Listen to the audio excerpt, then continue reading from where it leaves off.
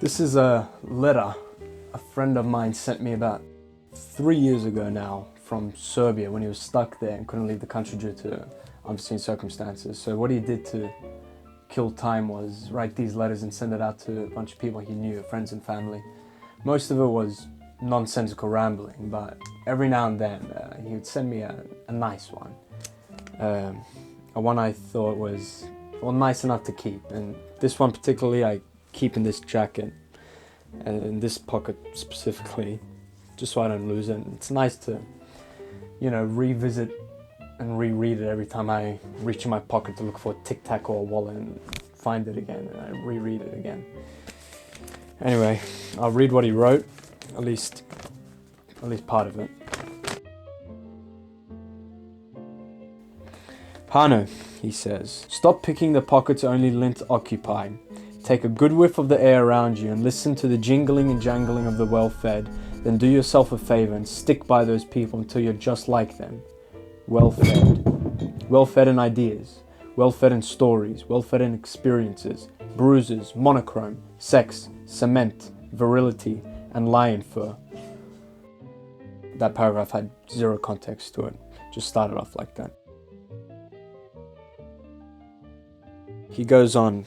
Listen carefully, you goddamn son of a bitch. When was the last time you asked a well-meaning goddamn question whose answer you really truly desired with all the guts and blood and bones you have? And then he continues. Remember the Cheshire Cat? I've always liked Alice. Remember when she asks him, would you tell me please which way I ought to go from here? And he tells her, that depends a good deal on where you want to get to. I don't much care where, she says. He interrupts, then it doesn't matter which way you go. She adds, so long as I get somewhere. Remember what the cat tells her?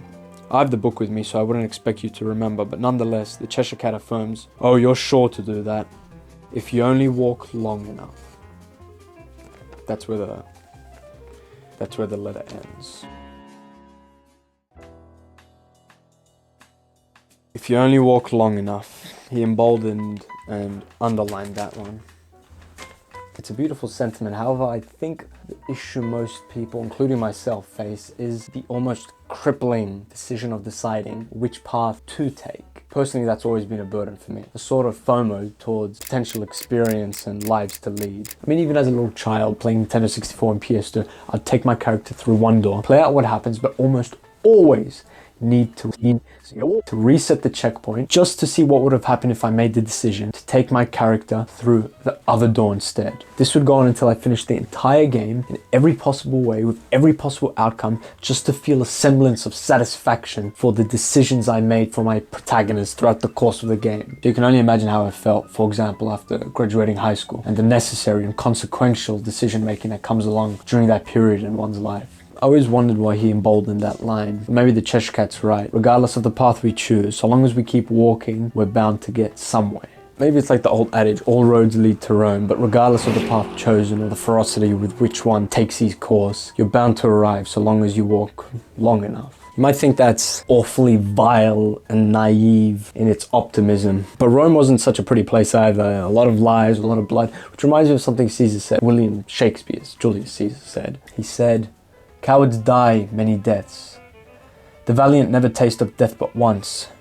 Of all the wonders that I yet have heard, it seems to me most strange that men should fear, seeing that death, a necessary end, will come when it will come. Death, whether you wear a crown or not, comes to us all, and it will come when it will come.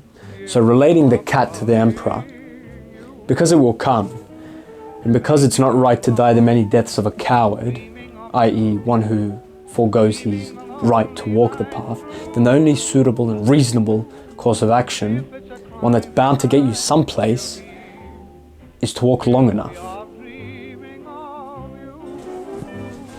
What can I do?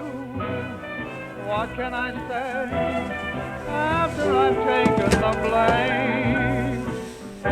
You say you're through. You'll go your way, but I'll always feel the same. Maybe I'm right, Maybe I'm wrong, loving you, dear, like I do. If it's a crime, then I